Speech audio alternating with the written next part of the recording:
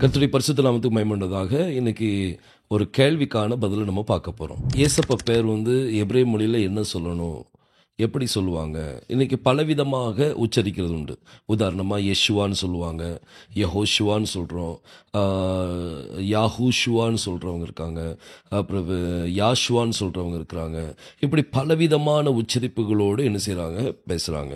இதில் எது சரியானது அப்படிங்கிறத நம்ம என்ன செய்வோம், கொஞ்சம் நம்ம ஆராய்ந்து பார்ப்போம். நம்மளுக்கு யார் பேசினாலும் வேதத்தின் அடிப்படை தான் நம்மளுக்கு முக்கியம். பைபிள் தான் கன்ஃபார்ம் பண்ணும் எது சரியான உச்சரிப்பு அப்படிங்கிறது. பைபிள் தான் கன்ஃபார்ம் பண்ணும். அப்போ வேதத்தை வச்சு தான் நம்ம நிதானிக்க முடியுமே ஒழிய எந்த மனிதனுடைய பேச்சை வச்சு நம்ம நிதானிக்க முடியாது. இப்போ நானே உங்களுக்கு எக்ஸ்பிளைன் பண்ணுறேன்னா அந்த எக்ஸ்பிளனேஷன் வேதத்தோடு பொருந்துதா, வேதத்தில் இருக்கா அப்படிங்கிறத பார்த்து நீங்கள் என்ன செய்யலாம், நீங்கள் டிசைட் பண்ணுங்கள். கர்த்தர் உங்களை ஆசீர்வதிப்பாராக. நம்ம லெசனுக்குள்ளே நம்ம போகலாம். யெகோவா என்கிற பேரில், யெகோவா நாமத்தில் 4 எழுத்து இருக்குது. யோத் ஹே வாவ் ஹே. இதுக்கு அர்த்தம் நம்மளுக்கு தெரியும். கையை பார் ஆணியை பார் அப்படின்ட்டு. முதல் 2 எழுத்து யோத் ஹே, இந்த 2 எழுத்தை நீங்கள் இணைச்சிங்கன்னா அதை உச்சரிக்கும் போது யா அப்படின்னு சொல்லி உச்சரிப்பாங்க. யாங்கிறது நம்ம யெகோவா தேவனுடைய சுருக்கமான பெயர். இந்த சுருக்கமான பெயரில் நீங்கள் நிறைய இடத்துல பார்க்கலாம். இப்போ ஹல்லேலூயா அப்படின்னா அதுக்கு அர்த்தம் என்னது? யா. கடைசியில் ஹல்லேலூயாவில் கடைசியில் யா என்னது பாருங்கள். அப்போது அதுக்கு அர்த்தம் என்னன்னா யாவாகி தேவனை ஸ்தோத்திரிங்க அப்படின்னு சொல்லி அர்த்தம். ஸோ இந்த ஹல்லேலூயா, இந்த யாங்கிற உச்சரிப்பு தெளிவாக இருக்குது நம்மளுக்கு. யாங்கிறது கர்த்தருடைய நாமம் அப்படிங்கிறது நம்ம தெளிவாக சொல்லலாம். அதே மாதிரி நீங்கள் சங்கீதத்திலையும் நீங்கள் அவருடைய பேரை நீங்கள் பார்க்கலாம், யாங்கிற பேரை நீங்கள் பார்க்கலாம். ஏசாயா தீர்க்கதரிசியில் பார்க்கலாம். இப்படி பல இடங்களில் நீங்கள் என்ன செய்யலாம், யாங்கிற பேரை நீங்கள் பார்க்கலாம். அது கர்த்தருடைய பெயர், சுருக்கமான பெயர். அதே மாதிரி நீங்கள் நிறைய தீர்க்கதரிசிகளுடைய பேரை பார்த்தீங்கன்னா அவங்க பேரும் முடியும் போது யாங்கிற உச்சரிப்போடு முடியும்.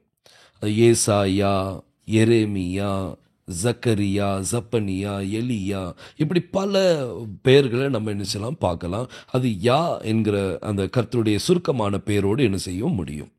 ஸோ இந்த யாங்கிறது கர்த்தருடைய சுருக்கமான பெயர். அது மட்டும் ஞாபகத்தில் வச்சுடுங்க. அடுத்தது இந்த யோத் ஹே வாவ் ஹேல முதல் 3 எழுத்து எடுங்க.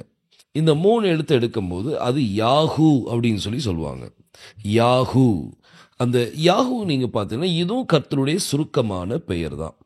இது நீங்கள் நிறைய பேருடைய பெயர்களில் நீங்கள் பார்க்கலாம். உதாரணமாக நம்ம ஏசாயா அப்படின்னு சொல்லி பார்த்தோம்னா அதை நீங்கள் ஹீப்ரு பைபிளில் நீங்கள் பல இடங்களில் பார்த்தீங்கன்னா அவர் பேர் ஏசாயாஹூ அப்படின்ட்டு கொடுக்கப்பட்டிருக்குது. அதேமாரி எலியாஹூ அப்படின்னு சொல்லி கொடுக்கப்பட்டிருக்குது.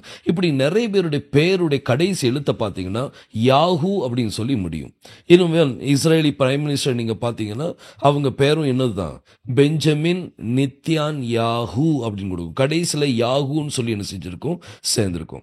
ஸோ இப்படி கர்த்தருடைய பேர், சுருக்கமான பேர் யா, இன்னொன்று சுருக்கமான பேர் யாஹூ.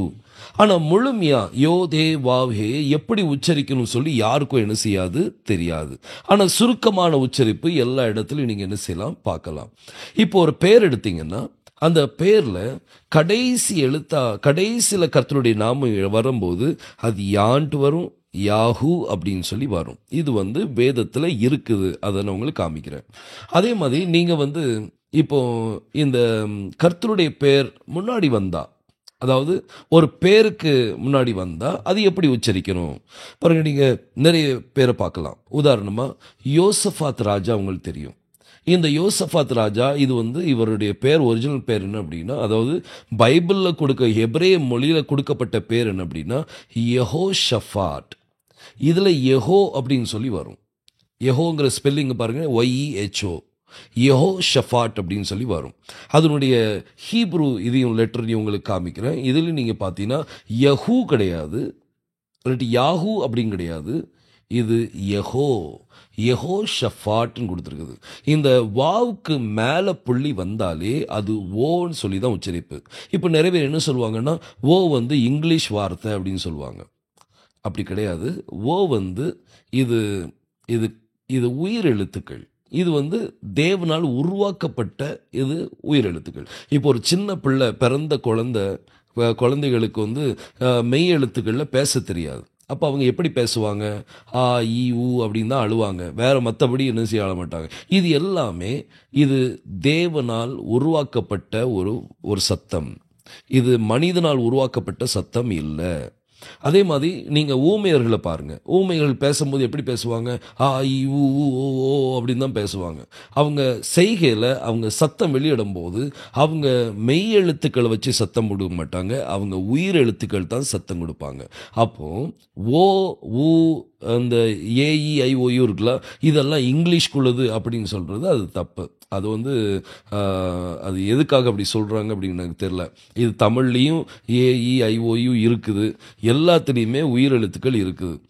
இதில் பார்த்தோம் அப்படின்னா தமிழில் எல்லாமே இருக்குது. ஆ, ஆ, இ, ஈ, ஊ, ஊ, ஏ, ஏ அப்படின்னு சொல்லி பல காரியங்கள் இருக்குது. ஸோ இந்த உயிர் எழுத்துக்கள் இது வந்து தேவனால் உருவாக்கப்பட்டது தான், இது மனிதனால் உருவாக்கப்பட்டது கிடையாது. ஸோ இந்த ஓ, இப்போ யெகோ அப்படின்னு சொல்லி வருது. இந்த ஒரு பேரின் முன்னாடி வந்துச்சுன்னா, கர்த்தருடைய பேர் முன்னாடி வந்துச்சுன்னா, பேருக்கு முன்னாடி வந்துச்சுன்னா, அதாவது ப்ரிஃபிக்ஸில் வந்துச்சுன்னா அது யெகோன்னு தான் சொல்லணும். யாஹூன்ட்டு என்ன செய்ய முடியாது, சொல்ல முடியாது. அதை நீங்கள் ஹீப்ரூவில் நீங்கள் அதை பார்க்கலாம். சரியா? அதே மாதிரி நீங்கள் இன்னும் நிறைய பேரை பாருங்கள். யெகோயிதா அப்படின்னு இருக்கும். யெகோயிதா, அது யெகோயிதா, அதனுடைய ஸ்பெல்லிங்கை பாருங்கள், கரெக்டாக யெகோயிதான்னு தான் இருக்கும். யாஹூ இதா அப்படின்ட்டு இருக்காது, ஹூ அப்படின்ட்டு இருக்காது. அதே மாதிரி யெகோயிராம் அப்படின்னு கொடுக்கப்பட்டிருக்கு. இப்படி பல பேர்கள், நான் இன்னும் கொஞ்சம் பேரை நான் லிஸ்ட் அவுட் பண்ணுறேன், அதெல்லாம் பாருங்கள், ஸ்க்ரீனில் பாருங்கள். இப்படி கர்த்தருடைய பேரில் முன்னாடி, அதாவது ப்ரிஃபிக்ஸில் கர்த்தருடைய பேர் வந்துச்சுன்னா அது வந்து யெகோ அப்படின்னு தான் சொல்லுவாங்க. இப்போ ஒரு சின்ன உதாரணத்தை நான் சொல்கிறேன். யோசேப்பு எடுத்துக்கிடுங்க. யோசேப்பினுடைய வாழ்க்கை வரலாறு வந்து யெகோஷுவாவுடைய வாழ்க்கை வரலாறோடு நீ இணைச்சி பார்க்கலாம். உதாரணமாக யோசேப்பை கடங்களை தூக்கி போட்டாங்க, யெகோஷுவாவை கல்லறையில் தூக்கி வச்சாங்க. யோசேப்பை கடங்கிலேருந்து தூக்குனாங்க, யெகோஷுவா அவர் உயிர் தெழுந்தார். யோசேப்பு சிறைச்சால் அடைக்கப்படும் போது 2 பேர் சொப்பனம் பார்க்குறாங்க. ஒருத்தனுக்கு ஜீவன் கிடைக்கி, இன்னொருத்தனுக்கு மரணம். அதேமாதிரி யெகோஷுவா சிலுவையில் இருக்கும்போது ஒரு கள்ளனுக்கு ஜீவன் கிடைக்கி, இன்னொரு கள்ளனுக்கு மரணம். இப்படி யோசேப்பினுடைய வாழ்க்கையை சரியாக நீங்கள் பார்த்தீங்க அப்படின்னா ரொம்ப அழகாக இயேசு கிறிஸ்துவோடு இணைக்கலாம். அதே மாதிரி யோசேப்பினுடைய பேரை பாருங்கள். யோசேப்பினுடைய பேரும் ஏசப்பா பேரோடு இணைக்கப்படும். இப்போ யோசேப்புடைய பேர் என்ன? யோசேப்புடைய ஒரிஜினல் பேர் வந்து யெகோசேஃப், யெகோசேஃப்னு சொல்லுவாங்க, யெகோசேஃப் அப்படின்னு சொல்லுவாங்க. நீங்கள் ஸ்க்ரீனில் அதனுடைய ஸ்பெல்லிங்கை நீங்கள் பார்க்கலாம், யெகோசேஃப். இந்த யெகோசேஃப், அதாவது யோசேப்பினுடைய அந்த பேருக்கு முன்னாடி கர்த்தருடைய பேர் வரும்போது யெகோன்னு சொல்லி வந்திருக்குது. அதே மாதிரி ஏசப்பா பேர், அந்த ரட்சகருடைய பேருக்கு முன்னாடி அது யெகோன்னு தான் வரணும், யெகோ ஷுவா அப்படிங்கிறது. இதுதான் சரியான உச்சரிப்பாக இருக்கும். ஏன்னா வேதத்தில் அப்படி தான் இருக்குது. நம்மளுக்கு வேதம் தான் நம்மளுக்கு ஃபவுண்டேஷன். நம்மளுக்கு எந்த மனிதனுடைய காரியமும் நம்மளுக்கு ஃபவுண்டேஷன் கிடையாது. மனிதனுடைய வார்த்தை, அவனுடைய ஆராய்ச்சி பொய்யாகலாம். ஆனால் தேவன் ஒன்று காரியத்தை எழுதி வச்சிருக்காது, நான் எழுதி வச்சது, அது மாற்ற முடியாது. சரி, அடுத்தப்பில் நீங்கள் மோசஸுக்கு பெற வந்த யோசுவாவை பாருங்கள். இந்த யோசுவாவை நீங்கள் பார்த்தீங்கன்னா அவருடைய பெயர், ஒரிஜினல் பெயர் என்ன? அதை நீங்கள் ஹீப்ரூவில் அந்த தோராவில் நீங்கள் பார்த்தீங்கன்னா அவருடைய பெயர் வந்து யெகோஷுவா. அவர் பெயர் வந்து யெகோஷுவா, யெகூஷுவா கிடையாது, அது யெகோஷுவா. ஏசப்பா பேரும் யோசுவா பேரும் ஒரே பேர், அது யெகோஷுவா.